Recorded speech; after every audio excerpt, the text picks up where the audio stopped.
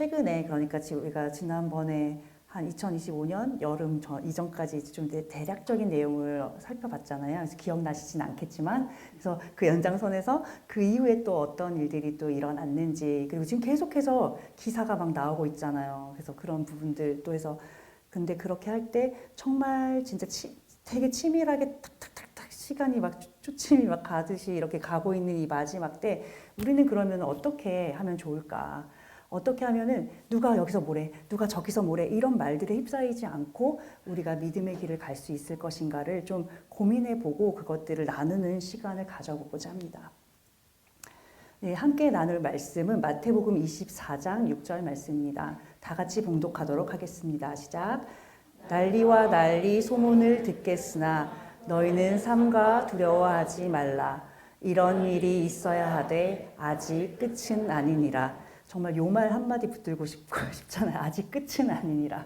난리와 난리, 소문과 소문이 막 들리고 전쟁이 막 이곳저곳에서 일어나서 아 진짜 마지막 때의 지표들이 막 징조들이 막 여기저기서 일어나고 있는데 예수님께서 이렇게 말씀을 해주신 거예요. 그런 일이 마지막 때에 막 일어날 거야. 하지만 아직 끝은 아니야. 이런 일은 근데 반드시 있어야 돼 라고 말씀을 해주셨어요. 그래서 우리는 이 말씀을 붙들고 이제 이 마지막 때의 중동 정세를 살펴보면서 또 우리가 믿음을 더 굳게 가지고 끝까지 예수님 얼굴 볼 때까지 가야겠습니다. 네, 그래서 이제 순서는 이렇게 진행을 해보려고 해요. 네, 2025년 8월에 저희 수련회 갔다 오고 나서 얼마 안 있다가 네타냐후가 이 가자랑 이 이스라엘 안에 이제 그 가자 지구가 있잖아요. 서쪽에 그 가자를 완전 점령하겠다. 진짜 끝장을 보겠다. 이제 총 공세 이렇게 선언을 했습니다. 여기에 트럼프 대통령이 지지하고 또 기드온의 전차 2단계라고 해서 이 사람들이 그 전략을 세웠어요. 기드온 하면은 300용사를 데리고 가서 적군을 완전히 물리친 그런 사사잖아요. 그래서 그 기드온의 전차 2단계라는 게 결국은 총공세에서 이 하마스 뿌리 뽑아버리겠다 이겁니다. 그래서 하마스를 보면은 그 지하에서 막 게릴라전을 펼치면서 진짜 이스라엘을 많이 괴롭혔잖아요. 군인들도 잡아가고 그 인질들도 잡아가고 그래서 그런 거를 이제 봐주지 않겠다. 끝까지 하겠다라는 걸 8월에 선언을 합니다. 그리고 이어서 9월에 어떤 일이 일어나냐면 트럼프가 난데없이 가자 평화 구상을 제안을 해요. 그런데 이게 우리가 볼 때는 되게 생뚱맞다 이렇게 볼 수 있지만 그에 앞서서 이제 트럼프가 지금 2기 행정부잖아요. 두 번째 대통령이 당선된 거잖아요. 근데 이 앞서서 2017년에서 21년 사이에도 이제 1기, 트럼프 1기가 있잖아요. 그때 중동 정책이랑 이게 이어지는 부분이긴 해요. 그래서 이 사람이 계속 내가 그 대통령 당선되기 전에도 뭐라 그래요? 내가 대통령이었으면 이거 전쟁 안 일어났을 텐데 내가 대통령이 되면 당장 뭐 러시아랑 우크라이나 전쟁도 종식할 거고 여기 전쟁도 내가 다 해결할 건데 막 이런 걸 호언장담을 했었잖아요. 그래서 가자 평화 구상이라는 것을 제안을 합니다. 그래서 그래서 요거는 이제 네타냐후가 이거 기드온 전차 2단계 진행해서 완전히 병력을 다 투입해가지고 수색작전 벌이고 여기를 전멸시키겠다 이런 작전이었고요. 트럼프의 가자 평화 협상이에요. 그래서 이 구상을 그때 되게 웃긴 게 작년 가을쯤에 막 트럼프가 자기가 노벨 평화상 받아야 된다고 엄청 그랬던 거 기억나시죠? 그 노벨 평화상을 수상자를 결정하기 한 달 전에 가자 평화 구상을 제안을 했어요. 트럼프가. 그러면서 이제 10월에 이제 이렇게 이집트에 다 이렇게 그 중동 지역이랑 북아프리카 그 정상들이 함께 모여가지고 이 지역을 앞으로 어떻게 할 건지 이 평화 구상 그 트럼프가 제안한 거에 따라서 이 지역을 어떻게 이렇게 해 나가겠다라는 것을 이제 선언을 합니다. 그러면서 10월에 인질 석방과 휴전 협정을 맺어요. 그렇게 되니까 겉으로 볼 때는 공식적으로 볼 때는 이제 전쟁을 종식했다. 라고 이제 선언을 하는 겁니다. 그래서 우리 이때 기억이 나실지는 모르겠는데 그때 이제 전쟁이 이제 끝났다, 휴전, 뭐 이런 얘기들이 계속 들렸어요. 그런데 실제로 그렇게 됐냐면은 이제 또 그거는 퀘스천 마크가 이제 붙는 거죠. 그리고 나서 이제 이 부분은 이제 조금 있다가 그 트럼프 1기 행정부 때 나왔던 그 정책이랑 조금 연결해가지고 다시 더 자세하게 살펴볼 텐데요. 그러고 나서도 우리 기억엔 근데 이스라엘과 팔레스타인, 하마스 전쟁이 끝났다고 생각하시는 그 느낌이 별로 안 오잖아요. 그건 왜 그러냐면 그 2025년 이 휴전 협정을 맺은 이후에도 계속해서 자잘하게 이스라엘이 공격했대. 또 하마스는 뭘 했대. 이런 기사들은 계속 나왔거든요. 그게 뭐냐면 이렇게 휴전협정을 맺어가지고 평화 구상 제안에 동의를 둘 다 했습니다. 그러나 거기에 대해서 전적으로 동의했던 건 아니에요. 그러니까 단계가 있어서 트럼프는 이 단계에서는 뭐 이렇게 들어가서 서로 인지를 교환해, 서로 시신을 교환해, 이런 것들을 막 하고, 두 번째 단계에서는 무장 해제를 해, 하마스가. 그리고 세 번째 단계에서는 이 가자 지구를 어떻게 재건할 건지, 이런 단계들을 정했는데 이게 서로 잘 원활하게 안 된 거예요. 딱 끝나자마자 온전하게 안 되니까 너 이거 어겼어? 이러면서 이스라엘이 한번 공격하고, 너도 그럼 나 공격했지? 또 공격하고, 이게 반복됐던 것이 이제 1월까지 온 거예요. 그래서 1월 달은 어떤 일이 있었냐면 트럼프가 이 연장선에서 평화 이사회라는 것을 구성을 했습니다. 그래서 이렇게 지금 이스라엘이랑 하마스는 끝난 듯 끝나지 않은 전쟁을 아직까지도 계속하고 있습니다. 그리고 최근에, 정말 최근에는 계속 이란의 반정부 시위가 계속해서 기사로 나오고 있잖아요. 그래서 지금 이란은 반정부 시위가 일어나고 정말 전쟁이 곧 일어날 것과도 같은 그런 일촉즉발의 상황에 놓여져 있습니다. 그 이란의 그 시민들의 시위가 일어났던 것은 처음에는 그 작은 테헤란의 시장 그 공동체였어요. 그 공동체에서 그 달러 환율이 갑자기 확 치솟으면서 이 사람들의 그 돈의 화폐 가치가 떨어져 버리고, 그 이전에도 이제 경제 제재를 계속 받으면서 너무 살기가 팍팍하고 힘들었는데 이게 딱 도화선이 돼서 이 사람들이 더 이상 안 되겠다, 경제 파탄에 이제 못 살겠다면서 그 몇몇 사람이 거리로 뛰어나온 겁니다. 그런데 불과 하루 이틀 만에 이게 불일 듯이 확 퍼져버린 거예요, 전국으로. 그러니까 그 안에서 너무나도 이 사람들이 그 이슬람 정권에서 신정국가거든요, 이란 같은 경우는. 그러니까 너무 탄압을 많이 받고 너무 힘들었던 그런 것들이 한꺼번에 터져 올랐어요. 그래서 처음에는 경제적인 어려움 때문에 좀 먹고 살았으면 좋겠다, 이런 마음으로 시작했던 그 작은 봉기 같은 것이 순식간에 반정부 시위. 그래서 그 하메네이 그 최고 지도자를 타진하고 좀 나가라 막 이렇게 하는 그렇게 체제 변화 요구로 이제 변화가 됐습니다. 그래서 작년에 기억하실지 모르겠지만 이란은 어땠냐면 1979년까지는 왕조였습니다. 그래서 팔레비 왕조가 집권을 하면서 친미 정책을 텄어요. 그래서 거기는 시간이 거꾸로 갔죠, 이란은. 그래서 79년 이전에는 사람들이 막 미니스커트 입고 머리 입고 막 이렇게 되게 자유롭게 이렇게 지내던 사람들이 79년 이후에는 그렇게 시커먼 히잡 쓰고 아무데도 못 나가고 이렇게 자유를 완전히 박탈당한 그런 모습으로 살아갔거든요. 그러니까 이 사람들이 이제는 우리 이거 다 필요 없어. 근데 좀 저는 이 사람들이 조금 안쓰러운 게 뭐냐면 완전히 자유민주주의 공화국이나 뭐 이런 식으로 가면 좋은데 경험을 해본 자유가 팔레비 왕조였던 거예요. 그러니까 이 사람들은 팔레비 왕조로 돌아가고 싶어. 이렇게 지금 그 왕조를 다시 왔으면 좋겠다. 그래서 그 왕의 후손이 왕자가 지금 미국에 있거든요. 그러니까 그 사람이 와서 집권을 하면 좋겠다라는 이제 그런 시위로 변환이 됐습니다. 그러면서 이제 이란 당국은 이거는 완전히 반체제 시위이기 때문에 아주 잔인하게 진압을 하고 있어요. 그러니까 여기에 대해서 이제 이렇게 막 사람들이 나와가지고 다 막 봉기를 하는 거죠. 그리고 이렇게 이제는 좀 무장 시위처럼 뭔가 이렇게 폭력 시위로 이제 번지고 있는 부분인데, 이건 왜냐면 서로 공격을 하기 때문에 그렇게 되는 거예요. 그러니까 서로 공격을 하고 이제 경찰도 죽고 군인도 죽고 하니까 이제 정부에선 더 강하게 진압하는 그런 모습을 볼 수가 있어요. 이 깃발이 뭐냐면 원래 이란의 지금 국기는 이런 모양입니다. 가운데가 다르죠. 그래서 이 국기는 팔레비 왕조 시절에 1979년 이전의 국기였어요. 그러니까 이 국기를 들고 나왔다는 것 자체가 반체제를 주장하면서 나온 그런 봉기라고 보시면 되겠습니다. 그리고 1월 8일에는 이란 정부가 인터넷도 완전히 차단합니다. 그래서 이곳에서 소식이 나오질 않아요. 그래가지고 사람들이 개인적으로 영상 찍어가지고 여기저기 조금씩 뿌리는 그런 영상들을 통해서 이 이란에서 어떤 일이 실제로 일어나고 있는지를 조금씩 이제 전해 듣는 수준에서 이제 소식을 접할 수가 있었어요. 근데 여기에 이제 미국이 트럼프 대통령이 이 사람들이 이제 그 시위에 참여한 사람들을 사형을 시키겠다, 이제 이렇게 하니까 만약에 그 사람들을 사형을 하기 시작하면은, 공개 처형을 하기 시작하면은 미국이 개입할 것이다라고 이렇게 강력하게 얘기를 하는 겁니다. 그래서 지금 미국이 이 이란의 반정부 시위에 개입을 할 거냐 말 거냐, 군사적 개입을 할 거냐 말 거냐, 그 기로에 서 있습니다. 그래서 계속해서 요거를 준비하는 동안에도 이 항공모함, 이 미군의 항공모함이 그쪽으로 집결하고 있고 바로 막 그런 시나리오들이 막 나오면서 되게 급박하게 돌아갔어요. 그래서 어제까지 기사를 막 계속 확인을 하다가 이쯤 되면은 그냥 거기까지만 업데이트하자. 오늘 전쟁이 나도 모르겠다. 이러면서 정리를 했습니다. 그래서 1월 14일에 이제 이란 정부가 공식적으로 사망자는 3,117명 정도다라고 발표를 했지만 실제로는 10,000명, 20,000명 그리고 인권단체에서는 30,000명 이상까지도 사상자가 났을 거다라고 해서 너무 사진이 잔인해가지고 가져오지 못했는데 찾아보면 그냥 나옵니다. 막 그냥 시체가 질비해요 거리에. 그리고 시체를 넣을 그 시체 가방이 없어서 시체를 다 처리를 하지 못할 정도로 지금 이곳에는 시신이 막 넘쳐나고 굉장히 비참한 상황이라고 해요.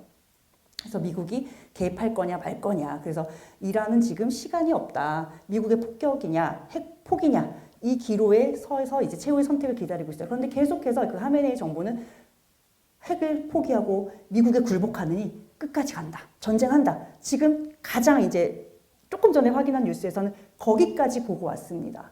그런데 이게 보면은 그러니까 미국도 그런 거예요. 미국 입장에서는 또 유혈 사태 벌어지면 힘들잖아요. 서로 너무나도 파괴적이고. 그러니까 트럼프 입장에서도 하메네이가 그냥 나 죽었어 하고 항복하고 그렇게 좀 이렇게 부드럽게 이 일을 좀 끝마치길 원하는 거예요. 계속 협박하고 있는 겁니다. 그런데 이 하메네이 정부의 특징은 뭐냐면 이게 일반 그냥 이렇게 타락한 일반의 그런 독재자 이런 사람들이면은 그냥 망명해요. 다른 나라로 도망갑니다. 자기랑 친한 나라에 뭐 러시아나 중국으로 망명해서 거기서 살면 돼요. 정치 망명하면 되는데 이 사람은 단순 정치가가 아니잖아요.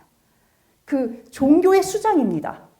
그렇기 때문에 이게 자기의 교리를 포기하고 간다는 게 쉽지가 않은 거예요. 그래서 그 전문가들이 말하길 이 하메네이의 선택에는 망명은 어렵다.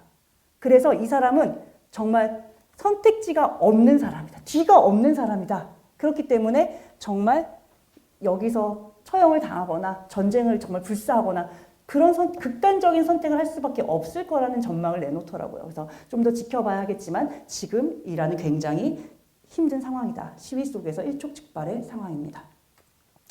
자, 여기에서 이제 트럼프가 굉장히 지금 여러 나라에 개입을 하고 있잖아요. 이스라엘도 지금까지 계속해서 지지하면서 이 중동 정세 속에서 되게 중요한 역할을 하는 것처럼 보이고, 그리고 최근에는 베네수엘라의 그 독재자를 정말 그곳에 가서 직접 체포해 오는 그런 모습들도 보이고, 뭐 그린란드 땅을 차지하겠다고 또 그렇게 도전하는 모습도 보이고, 이렇게 트럼프가 계속 이런 모습을 보입니다.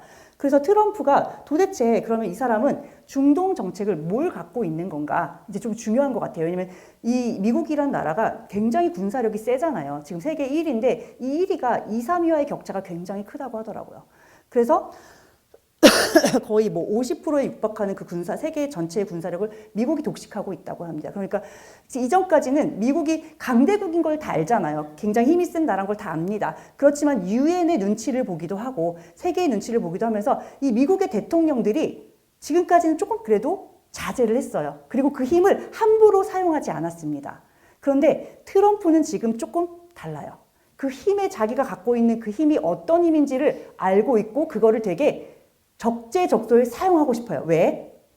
나에게, 미국에게 경제적인 이익을 가져오기 위해서. 이 사람은 완전히 사업가 마인드인 거예요. 그러니까 내가 여기에서 내가 가지고 있는 것을, 사업이라는 게 그렇잖아요. 수요와 공급을 적절히 조정하면서 나에게 더 큰 이득을 가져오게 하는 게 사업이잖아요. 그러다 보니까 이 국제 정세에서도 이 사람은 이런 스탠스를 취하는 거예요. 사업가 마인드로. 그래서 힘을 통한 평화를 표방하면서 그 속에서는 자국의 철저한 이익을 추구하고 있는 것을 볼 수가 있습니다.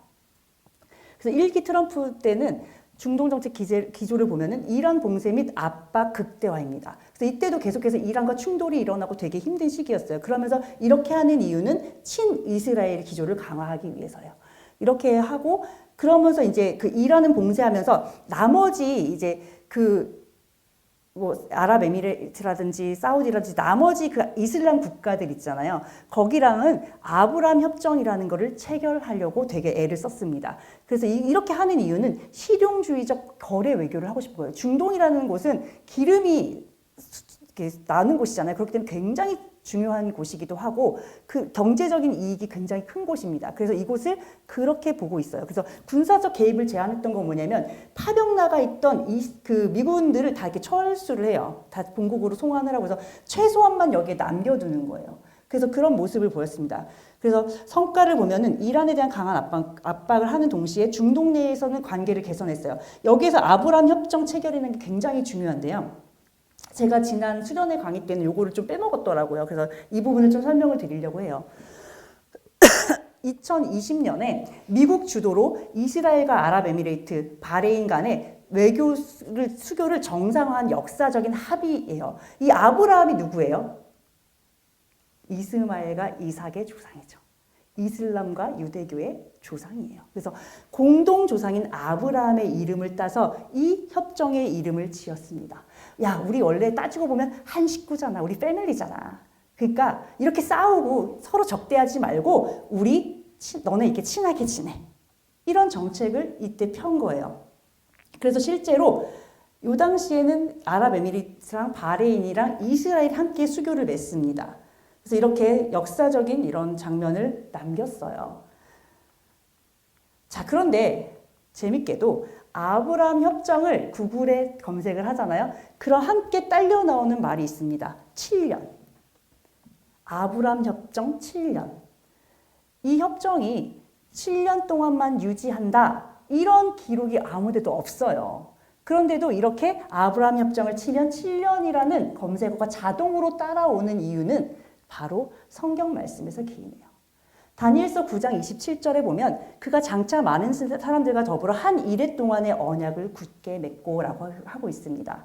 이 기록을 보면 이게 적그리스도가 나오기 이전의 그 상황이거든요. 그래서 이 적그리스도가 나타나서 많은 사람들과 더불어서 한 이레 동안, 그러니까 7년 동안의 그 언약을 굳게 맺고 그리고 앞에 3년 반은 이들에게 평화를 주고 자유롭게 살게 해주면 나머지 3년 반 동안은 이제 처절하게 박해를 시작하는 그런 내용들이 있어요. 그래서 이 아브라함 협정을 보면 중동에서 지금 평화 조약을 맺고 뭔가 하나가 되고 연합하는 모습을 보이잖아요. 그래서 사람들이 이 아브라함 협정과 마지막 때의 어떤 적그리스도가 나타나는 그것과 연결을 시켜서 굉장히 많이 생각을 하고 있어요. 자, 그런데 이게 또 왜 그러냐면 아까 아브라함 협정은 2020년에 협정을 맺었잖아요. 그런데 그에 앞서서 어떤 일이 일어나냐면 한 해 전에 이 프란체스카 교황이거든요. 이 사람이 아랍에미리트에 가서 정말 교황으로서 처음으로 이슬람 국가에 간 거예요. 그래서 그곳에서 함께 대통합을 외칩니다. 그러니까 이게 정치적인 결합이 미국이 주도해서 이것을 이뤄낸 것처럼 표면적으로는 보이지만 실제로는 그 물밑에서는 종교 통합이 먼저 일어났다는 거예요. 왜 아브라함 협정을 그 7년 대환란과 연결시키는지 조금 감이 오시나요? 자, 보시면 이게 되게 구체적이었던 게 뭐냐면 저도 사실 이런 게 있는 줄 몰랐거든요. 그래서 이번에 찾아보면서 봤는데 그러면서 계속 천주교, 유대교, 이슬람이 한 자리에 그 아브라함, 그래서 우리 아브라함 가족이잖아 해서 이 유대교 회당이 함께 들어선 그 아브라함 가족의 집을 만들겠다. 이제 2019년에 저렇게 만나서 이제 협의를 한 거예요. 저 종교 지도자들끼리. 그런데 실제로 이게 2023년 2월에 완공이 되었대요. 혹시 이거 들어본 적 있으세요? 이 얘기? 그래서 이게 뭐냐면 정말 이 천주교의 성당, 이슬람의 모스크, 유대교 회당이 한 자리에 똑같은 크기로 똑같은 높이로 만들어졌어요. 왜? 우리 다 하나잖아.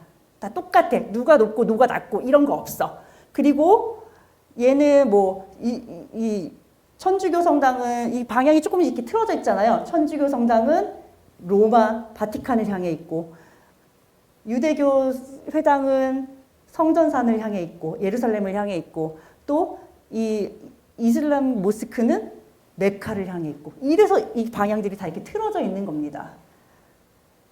자, 우리나라에도 트립닷컴에 아브라함 가족의 집에서 관광지예요. 그래서 여기를 이렇게 티켓 문의 예매를 하고 있더라고요. 그래서 와, 이렇게까지 그 안에서는 굉장히 많은 일들이 있었구나. 근데 우리는 하나도 모르고 있었구나. 라는 것을 알 수 있었습니다. 자, 그리고 이 사람들이 이제 이렇게 많은 종교 지도자들이 한자리에 모입니다. 이 그림은 많이 보셨을 거예요. 그래서 이 사람들이 하는 게 뭐냐면 세계에서 가장 유명한 종교 지도자들이 모든 사람들에게 종교를 넘어서 화합할 것을 요청하는 거예요. 종교 대통합. 이게 20년, 19년 요럴 때 막 이제 이렇게 막 일어났었거든요. 그래서 이렇게 하고 있는데 자, 종교 통합이 체결되면 자연스럽게 따라오는 안건이 있겠습니다. 그건 뭘까요? 우리가 다 같이 예배드릴 장소. 그래서 자연스럽게 세계 종교를 위한 성전이 안건으로 따라올 수밖에 없습니다. 그래서 이 부분이 이제 그 제3성전을 너무나도 건축하고 싶은 유대교와 이게 맞아 떨어지는 거예요. 근데 우리 지난 수련회 때도 계속 배우셨고 또 이렇게 기사를 통해서도 우리가 보고 이렇게 경각심을 가지고 보는 건 뭐냐면 제3성전이 되게 중요한 이유는 마지막 때 정말 이게 완전 초침, 지금까지는 분침, 시침으로 이렇게 뭔가 마지막 때의 징조들이 일어났다면 제3성전이 나타났다는 거는 이거는 초침이다 이제는. 이제는 정말 시한폭탄이 칙칙칙칙칙 하면서 그 시간을 재는 그 초침이라고 보시면 됩니다. 그래서 제3성전을 이제 짓고자 합니다. 그래서 이런 것들이 있더라고요. 그래서 예루살렘이 그래서 중요하고 평화가 중요하고 전 세계의 구원이 중요하다. 그런데 이 사람은 유대인 랍비예요. 이 사람이 뭐라고 하냐면 이 통합은 전 세계를 획일화하는 게 아니다. 한 분 하나님을 중심으로 성전산에서 일어날 일이다. 그리고 우리가 여기에서 이 성전을 짓는 것은 딱 한 가지 종교, 특정 종교만을 위한 게 아니라 전 세계 모두를 위한 거다. 이렇게 말을 합니다. 너무나도 듣기 좋죠. 그리고 이거에 있어서 우리는 이거 참여하고 싶지 않아. 우리는 오직 하나님이야. 이렇게 말을 하면은 진짜 돌 맞을 것 같이 생기지 않았습니까? 그래서 이 사람이 뭐라고 해요? 여기 자기의 미션이 뭐래요? 우리의 미션이 뭐래요? 모든 종교들을 연합시키고 전 세계 모두가 이 제3성전에서 한 분 하나님께 예배드리도록 만드는 게 우리의 미션이다라고 밝히고 있습니다. 성경을 볼 때 마지막 때 또 요한계시록 이런 기록들을 볼 때 야, 도대체 상식적으로 어떻게 이런 일이 일어날까? 그리고 이미 성경에 기록되어 있어서 모든 사람들이 이 성경을 보는 사람들마다 다 이렇게 이런 일이 마지막 때 일어날 거라는 걸 다 알고 있는데 어떻게 버젓이 이런 일이 진짜 실제로 일어날 수 있을까? 그러니까 우리 성경을 자꾸 어떻게 생각해요? 상징일 거야.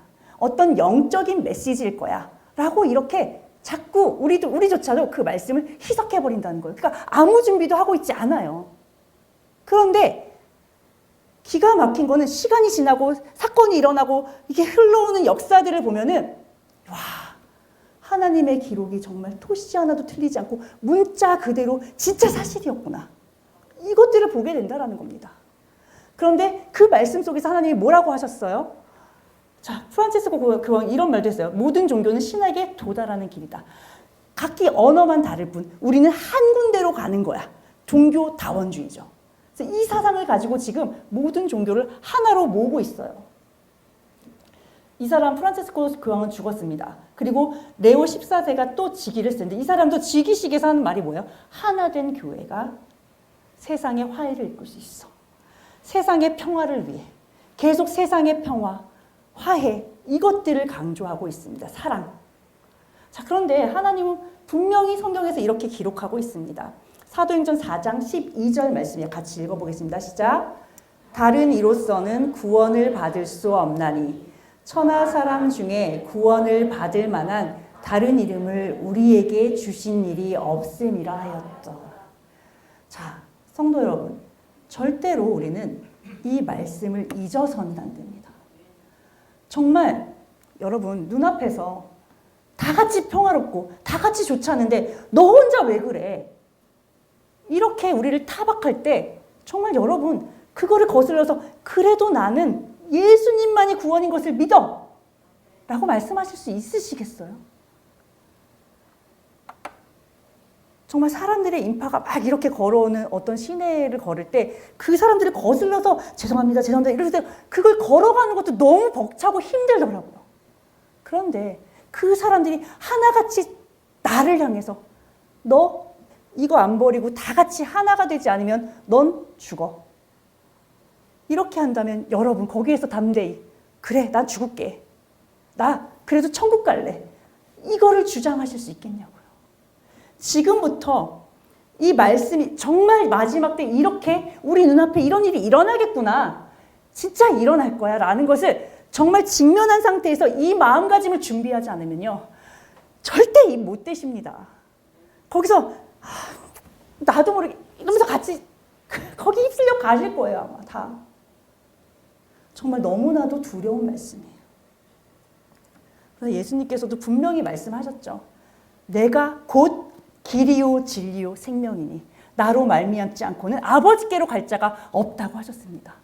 그래서 절대 이 말씀과는 타협을 하시면 안 되는 거예요.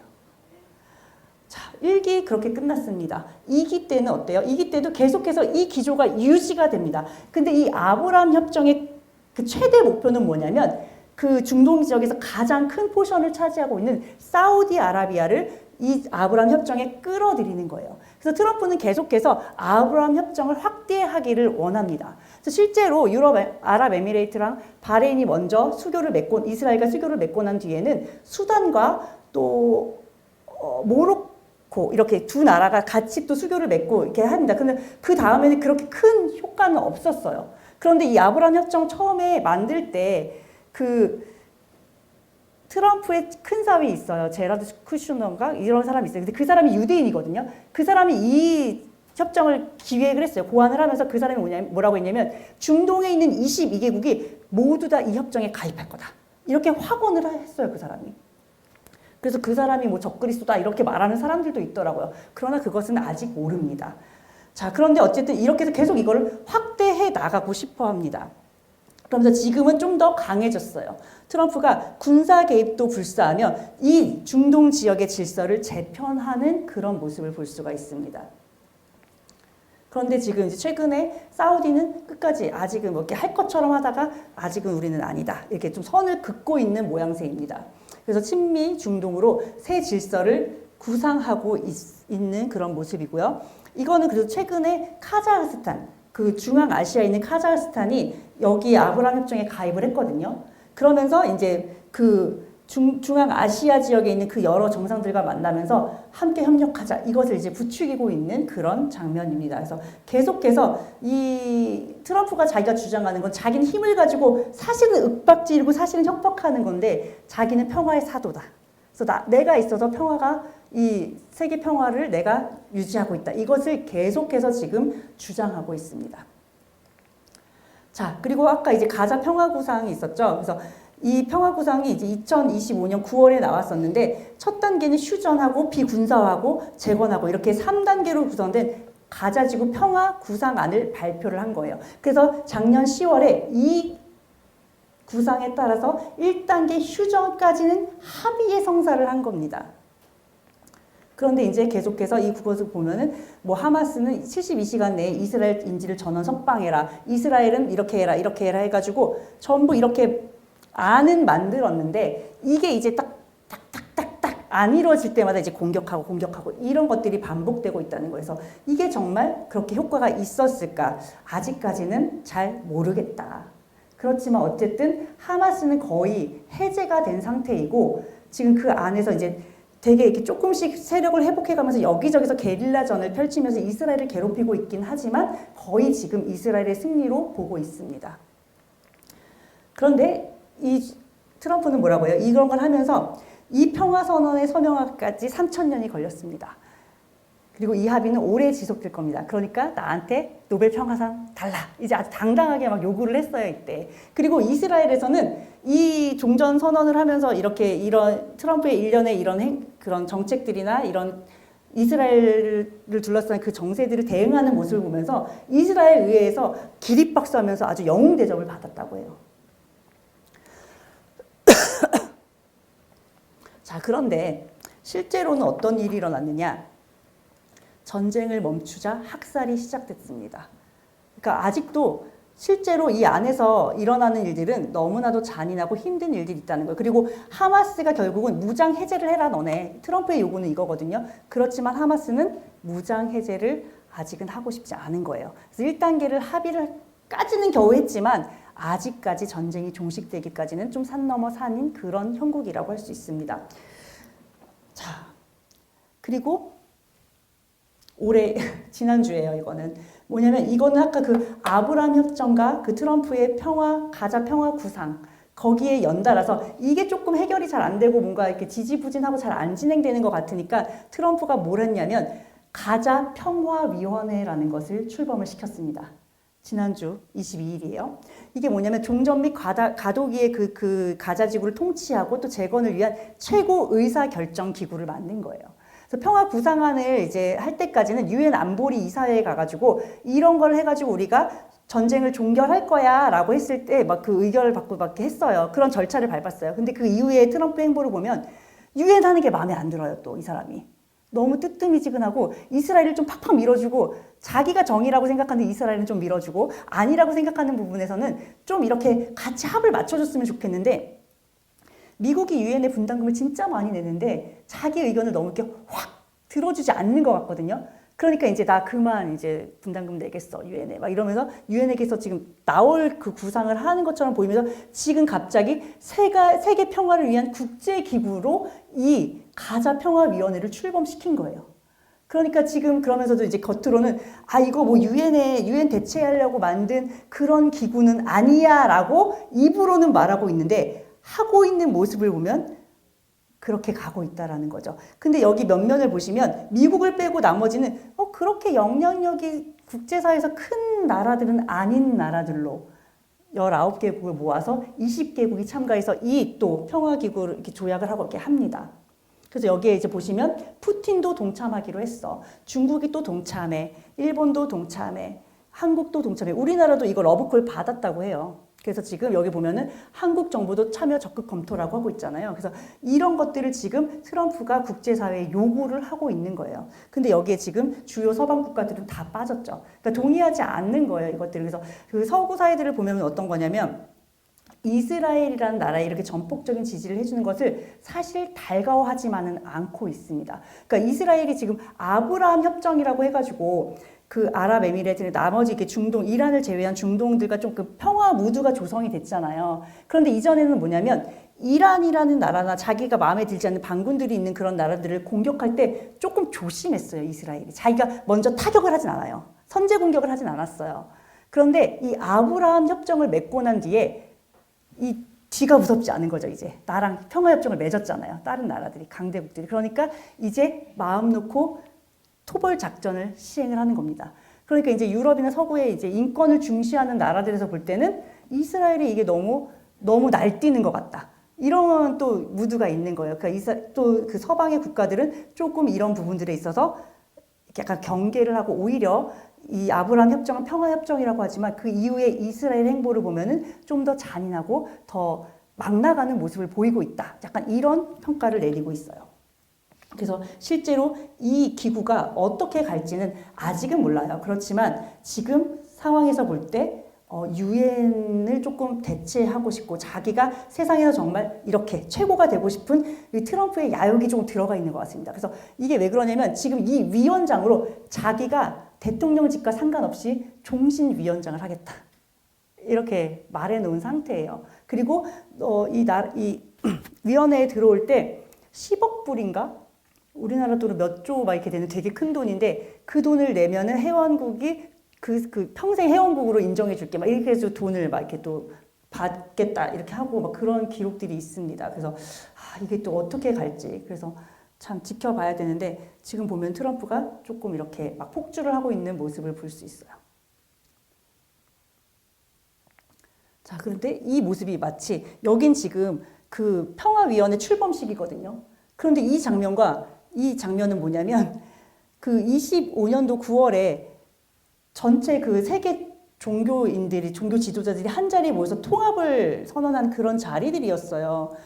너무 똑같지 않나요? 제가 보면서 약간 소름이 돋아가지고 이게 정치적인 것과 종교적인 것이 떨어져 있고 별개처럼 보이지만 결국은 그 안에서 돌아가는 것이 함께 이게 뭉쳐지고 이게 뒷받침이 돼주지 않으면 정치적인 연합 또한 하기가 어렵다라는 것을 볼 수가 있습니다. 그래서 결국은 영적인 세계에서 이게 뭉치는 것이 보면은 결국은 정말 성경에 기록된 그대로 마지막 때를 향해서 이것도 연합이 되고 저것도 연합이 되면서 마지막에 한 나라가 이루어지면서 다 통합이 되고 다 평화야 하면서 거기에서 이제 적 그리스도가 짠! 나타날 요 단계만 남았구나 지금은. 그런 생각이 들었어요. 이걸 보면서. 자, 그러면 마지막 때에 과연 성경은 그 마지막 때에 대한 기준을 어떻게 제시하고 있느냐를 살펴볼 건데요. 세상은 지금 아까 보셨죠? 계속 평화. 우리가 하나가 돼야 돼. 다 같이 하나. 이거 반대하는 사람은 이상한 사람이야. 평화를 사랑하지 않는 사람이야. 박해하죠. 그럼 세상이 말하는 평화는 뭐예요? 예레미야 14장 13절에 보면은 이건 예레미야의 한탄이에요. 하나님한테 한탄하는 거예요. 하나님 좀 들어보세요. 선지자들이 예레미야는 계속해서 바벨론에 항복해야 돼 하는데 그 나머지 선지자들은 아니야 이렇게 하면서 이제 예레미야 반대편에 서 있는 겁니다. 그러니까 이 선지자들이 백성들한테 뭐라고 하냐면 너희가 칼을 보지 않을 거야. 기근은 너희에게 이르지 않을 거야. 내가 이곳에서 너희에게 확실한 평강을 줄 거야 라고 하나님이 말씀하셨어라고 모든 선지자들이 예레미야를 빼고는 다 백성들에게 그렇게 얘기하는 거예요. 그러니까 예레미야는 하나님의 말씀 듣기로 바벨론으로 가는 게 하나님의 뜻인데 예레미야 혼자 아무리 얘기해도 나머지 선지자들이 이렇게 얘기하니까 백성들이 안 들어요 하나님 하면서 하나님한테 지금 너무 슬프다 호소하고 있는 거예요. 하나님이 여기에 대해서 뭐라고 하세요? 선지자들이 내 이름으로 거짓 예언을 하고 있다. 나는 그들을 보내지 않았고 나는 그들에게 말하지 않았어. 이렇게 말씀하시는 거예요. 지금 세상이 말하는 그 평화가 도대체 누구의 평화냐는 거예요. 무엇을 위한 평화고. 또 하나 볼까요? 데살로니가전서 5장 3절에 보면 마지막 때에 그들이 평안하다, 안전하다 할 그때에 임신한 여자에게 해산의 고통이 이름과 같이 멸망이 갑자기 그들에게 이를 텐데 그건 결코 피하지 못할 거야. 사도 바울이 말했어요. 마지막 때. 지금 평안하죠. 지금 우리 인류 역사상 이렇게 안전하고 평화로울 때가 있었을까요? 이렇게 배부르게 먹고 등 따숩게 입고 정말 땡볕에는 추위에 떨 정도로 시원하게 지내고 이렇게 평화로울 때가 또 있을까요? 정말 마지막 때라는 겁니다. 갑자기 이렇게 할 때에 이를 거다. 멸망이 이릅니다. 그럼 하나님이 말씀하시는 평화는 어떤 거냐고요?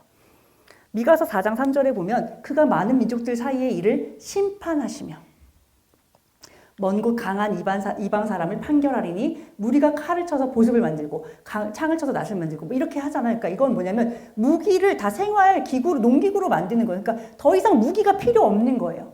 전쟁을 연습하지 않고 서로 치지 않는 시대. 하나님이 원하시는 건 이런 평화거든요. 그런데 그 평화는 어때요? 그냥 오는 평화가 아니라 심판이 반드시 먼저 있어야 평화가 온다는 거예요.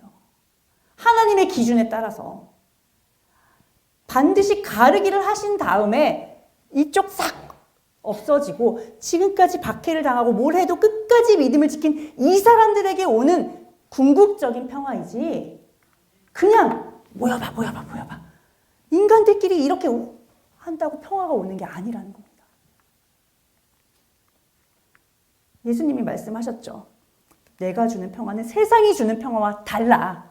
세상은 말뿐인 평화야. 그런데 속을 들여다보니까 이렇게 칼을 들고 있어. 안 하면 이게 세상의 평화라는 거예요. 그러나 예수님이 주시는 평화, 그런 평화가 아니라는 겁니다. 그러니까 너희는 마음에 근심하지도 말고 두려워하지도 말아라. 이렇게 말씀하고 계세요. 궁극적으로 우리 성도들이 누려야 할 참 평화는 이런 평화입니다. 자, 그런데 성경이 말하는 마지막 때는 어때요? 그 날과 때는 아무도 모른대요. 천사도 모르고 예수님조차도 모른대요. 아버지만 아신대요. 그러니까 그 날이 언제야? 이거 계산하고 그 날이 언제야 예언하는 분들 다 거짓말쟁이로 보시면 돼요. 지금 유튜브 한번 보세요. 난리예요. 2026년 무슨 일이 반드시 일어날 것 같이 아주 들떠 있습니다. 멸망 뭐 이렇게 올 것처럼. 그러나 그때는 모르는 거예요. 그래서 그런 말씀 하시면 절대 안 돼요. 그래서 그런 말을 하지 말라고 말씀하셨는데도 우리도 거기에 홀려가지고 진짜 26년은 어떻게 되는 거 아니야? 27년은 어떻게 되는 거 아니야? 이걸 세고 있으면 안 된다는 거예요. 그때는 아무도 모릅니다. 그러나 그때는 어때요? 노아의 때와 같이 인자의 임함도 그렇다는 거예요. 노아의 때 어땠어요? 사람들이 먹고 마시고 장가가고 시집가고 자기들 할 일상들을 그대로 살았잖아요. 노아가 햇볕이 쨍쨍 내리쬐고 있는데 배를 짓습니다. 모든 사람들이 보기에 산 위에다 배를 짓습니다. 그런데 아무도 관심 갖지 않아요. 왜? 내가 먹고 살만 하니까. 지금 비 내릴 기미가 안 보이니까. 성도들도 이래서는 안 된다는 거예요. 지금 먹고 마시고 우리 세상 사람들과 똑같이 행동하고 있죠. 물론 우리도 세상에서 그렇게 열심히 살아야 합니다. 그러나 우리 마음속에는 뭐가 있어야 돼요? 이때가 언제 올지 몰라. 그러니까 여기에서 나는 최선을 다해서 삶을 살아가지만 내 마음속에서는 당장 하나님이 오셔도 네, 가겠습니다 하고 바로 갈 수 있는 채비를 마치고 계셔야 된다는 겁니다. 전날까지도 비 안 왔잖아요. 딱 방주문 딱 닫히고서는 비가 막 내리는 거예요. 자, 말세에 이런 일이 일어납니다. 다 뭐 고통당하고 뭐 어렵고 여기 보면요 진짜 너무 지금 야, 이 세상이 어떻게 이렇게 돌아가지라고 하는 그 모든 것들이 여기 다 들어 있습니다. 어떻게 이렇게 사도 바울이 지금 이 시대를 이렇게 눈으로 화면을 본 것처럼 이렇게 다 기록을 하고 있지? 이럴 정도로 하고 있습니다. 그런데 마지막에 이게 너무 저는 제 폐부를 찌르더라고요. 쾌락 사랑하기를 하나님 사랑하는 것보다 더하며. 아유, 저 그래도 이 시간에 밖에 안 있고 여기서 목사님 특강 듣고 있으니까 저 하나님 더 사랑하는 걸로 쳐주시면 안 되나요? 라고 말씀을 하시고 싶겠지만 네, 나의 취미나 나의 즐거움보다 과연 내가 하나님께서 맡기신 일에 조금 더 요만큼이라도 마음을 더 쓰고 있느냐? 내 하루의 시간을 내가 어디에 더 보내고 있는가? 내가 순간순간 나에게 들어오는 생각이 이거냐, 여기에 있냐, 이거를 제발 생각하셔야 돼요. 더 극단적으로 한번 가볼게요. 우리가 잠들기 전에 어느 쪽에 더 가까우십니까? 하루를 마치고 잠자리에 들 때 나의 모습은 어디에 가까우세요? 더 많은 날, 더 많은 시간 나는 어떤 모습으로 서 있습니까? 그러면 이게 사실 답이에요. 아, 내가 쾌락을 더 사랑했나? 하나님 일을 더 사랑했나?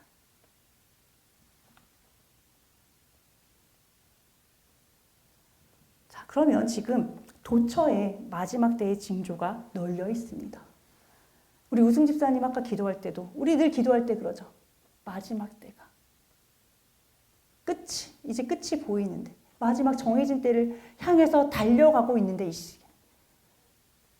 그럼 우리 도대체 어떻게 해야 되냐고요. 어떻게 준비를 하고 계시냐고요. 자, 그런데 우리는 두려움 대신 깨어 있어야만 됩니다. 하나님이 우리를 세우신 것은 노하심에 이르게 함이 아니라 구원을 위해서 예비하신 시간이거든요, 이거는. 그렇기 때문에 우리는 그 때를 알고 다른 이들과 같게 하지 말고 깨어서 정신을 차리고 있어야 된다. 근데 깨어서 막 이렇게 깨가지고 이게 아니라 말씀으로 깨어 있어야 된다는 거예요. 그래서 내가 무엇을 하든 딱 그 걸음망이 말씀이어야 되는 거예요. 이 세상에서 뭘 막 부어줘도 나는 딱 말씀을 걸음체로 가지고 다 내려오는 거는 체에 받쳐진 고운. 그것을 가지고 내가 하나님의 뜻을 가지고 살아가야 된다는 겁니다. 정확한 자기 인식이 필요해요. 우리가 세상이 막 휩쓸려고 여기 있대 저기 있대 하면서 거기에 막 휩쓸려 다니는 게 아니라 나의 정체성을 알아야죠. 나는 하나님께서 마지막 때를 위해서 그 영원한 영광에 들어가게 하시기 위해서 기름 부으시고 선택한 사람이라는 거예요. 그런 정체성이 내 안에 있어야 된다. 그럼 휩쓸리지 않아요. 세상에 우리 엄마 아빠가 뒤에서 딱 뒷배를 봐주고 있어. 이러면 애들이 어때요? 달려오는 트럭 앞에서 이렇게 서잖아요, 애들이. 그 정도로 우리는 그런 정체성. 내 아버지가 하나님이야. 이 세상을 창조하신 분이야. 끝까지 책임져 주실 거야. 라는 믿음을 가지고 가시기를 바랍니다. 그리고 세 번째는 맡기신 사명을 감당하셔야 합니다. 그 사명은 뭐냐면 제자를 삼는 거예요. 내가 하나님께 사랑을 받았으면 그 사랑을 세상을 향해서 흘려보내줘야 돼요. 아직 하나님의 사랑을 모르는 자들을 향해서. 당연히 하셔야 합니다. 제자를 삼는 일에 열심을 내셔야 돼요. 그래서 우리 교회 우리 항상 목사님이 그러잖아요. 우리 교회 공간이 더 많았으면 좋겠어. 더 많은 사람들을 부어주셨으면 좋겠어. 지금 성도들 안에 있는 말씀을 정말 1대1로 누구를 붙여줘도 말씀을 전할 수 있는 준비가 되어 있는데 항상 너무 안타까워하세요. 근데 제가 연말에 구역장님 좀 해주실까요? 뭐 좀 해주실까요? 여러분, 이건 겸손이 아니에요. 준비가 되셔야죠. 내가 어떤 사람이 우리 교회에 왔어요. 갑자기 똑똑똑 문을 두드리고 이 교회는 뭐 하는 교회입니까? 하고 들어왔어요. 준비가 되셔야죠.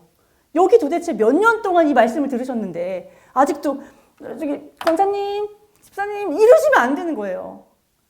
아, 우리 교회는요. 이렇게 말씀을 사랑하는 사람들이 모여서 하나님의 말씀에 진리의 말씀을 품고 그 말씀이 정말 세상에 세상의 사람들의 마음속에서 흐르게 하는 그런 사명을 가진 교회입니다. 전하실 수 있어야 돼요. 예수 그리스도의 진리의 말씀만을 전하는 교회입니다. 그리고 그들과 1대1로 만나서도 하나님 얘기하실 수 있어야죠. 십자가 전하셔야죠. 그렇게 하실 수 있어야 합니다. 그리고 또 두 번째는 뭐예요? 예수 그리스도의 이름을 믿고 그리고 우리에게 주신 계명대로 서로 사랑하는 것입니다. 그래서 이 순서가 바뀌면 절대 안 된다고 말씀 계속 드리고 있어요, 지금. 그래서 우리가 예수 그리스도께서 우리에게 주신 그 사랑을 힘입어서 옆에 있는 우리 형제 자매들, 그들이 뭐가 필요한지 돌아보시고 살펴보시고 함께 나누는 그런 삶을 사시면 좋겠어요. 그리고 그 사랑이 이 교회 공동체 안에서만 있는 게 아니라 정말 세상에 나가셔서 내 주변에 있는 그런 분들에게도 향하는 그런 사랑을 가지시길 바라요. 그것이 우리에게 주신 사명입니다. 그리고 마지막으로는요, 정말 부탁드리고 싶은 건 이거예요. 재림을 소망하시길 바라요. 재림은 두려운 날이 아니에요. 하나님을 확실히 믿고 의지하고 그분만을 따르는 사람에게는 정말 선물 같은 날이에요. 그래서 하나님의 날이 임하기를 바라보고 간절히 사모하셔야 돼요. 그럴 때 그날이 도적같이 오는 게 아니에요. 도적같이 오는 게 너무 반가운 거예요. 야, 이제 오시는구나. 와! 언제 오셔도 이 마음을 준비하시길 바랍니다. 네, 그래서 마지막으로 정리를 할게요. 이렇게 우리가 마지막 때의 징조를 보는 성도들은 이런 일을 했으면 좋겠어요. 근데 제가 이렇게 말씀을 드려도 저는 꽤 구체적으로 전달을 했다고 생각하는데 성도들은 돌아가셔서 어떤 생각을 하냐. 아, 그래서 도대체 뭐 하라는 거지? 이게 제가 아무리 말씀을 전해도 무슨 콩나물 시루에 물 부으면 물이 다 떨어져 있죠. 하나도 거의 안 남아있고. 그것처럼 도대체 보이질 않아요. 성도들의 변화되는 모습들이. 그래서 제가 조금 마음이 좀 답답합니다. 그래서 제가 한 가지 좀 부탁을 드리려고 해요. 우리 구역장님들에게도. 뭐냐면 이 부분을 가지고 좀 고민 좀 하시면 좋겠어요. 그러면 나는 너무 두려워. 마지막에 그 심판의 메시지가 너무 두려워. 그럼 두려워하지 않으려면 나는 어떻게 해야 되지? 나는 여기서 뭘 준비해야 되지? 나는 주님의 재림을 솔직히 소망하지 않아. 지금 이 땅에서 삶이 더 소중해. 그러면 내가 주님의 재림을 소망하지 못하게 하는 그게 뭐지? 고민을 좀 하세요. 그리고 말씀도 읽으시고요. 하나님께 지혜도 구하시고요. 그래서 이걸 좀 짰으면 좋겠어요. 내가 이렇게 하지 못하는 걸림돌이 뭔지. 그럼 그 걸림돌을 좀 치우고 내가 정말 이런 마지막 때에 정말 성도로서 하나님이 원하시는 자녀의 모습으로 하나님 언제든 오세요. 예수님 언제든 오세요 하고 거기 딱 지키고 서 있을 수 있으려면 난 뭘 해야 되나? 좀 생각을 하시면 좋겠어요. 그래서 우리 다음 주 이 시간이 구역 나눔 시간이잖아요. 그때 물론 계획이 있으시다면 그건 다음 달로 미루시고 이 내용을 조금 나누셨으면 좋겠어요. 그래서 함께 나누고 또 이 부분을 가지고 서로 중보해 주시고 서로 격려해 주시고 서로 이 성도가 우리 구역 식구가 이것들을 정말 이렇게 할 수 있는지 잘 격려도 해주시고 잘 응원해 주시고 같이 도와주시고 이렇게 하면서 서로 열매들을 네 열매가 거기 있네 내 열매 여기 있네 이렇게 열매들이 막 보이는 우리 교회가 되면 참 좋겠습니다. 네, 우리 이제 마무리하겠습니다. 감사합니다.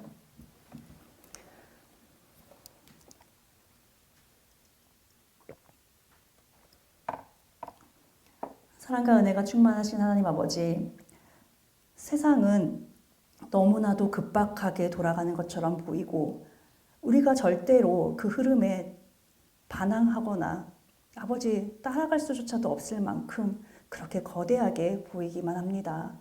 그러나 주님, 저희들 말씀을 보니 그 모든 것들을 아버지께서는 미리 아셨고 미리 정하셨으며 그 아버지의 계획하심에 따라 이끌어 가시는 주님의 역사이심을 아버지 저희들 보게 됩니다.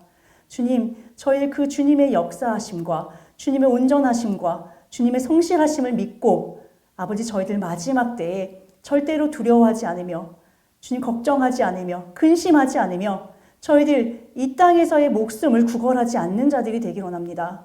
아버지 끝까지 주님을 향한 그 신실하신 사랑을 아버지 저희들 붙들고 저희 역시도 주님 앞에 그런 믿음과 사랑을 드릴 수 있는 자들로 아버지 세워주시옵소서. 그래서 마지막 때에 주님, 주 예수여 어서 오시옵소서 라고 주님을 기다리는 그런 주님의 귀한 자녀들로 저희들 한 사람 한 사람 세워주시기를 간절히 원합니다. 이 밤 주님께서 돌아가는 발걸음 위에 함께하여 주시고 아버지 평안함 속에 성도들이 주님의 일을 생각하며 주님의 뜻을 아버지 돌아보는 그런 귀한 시간이 될 수 있도록 주님 붙들어 주시옵소서. 주님께서 늘 함께 하심에 감사드리며 예수 그리스도의 이름으로 기도드립니다. 아멘.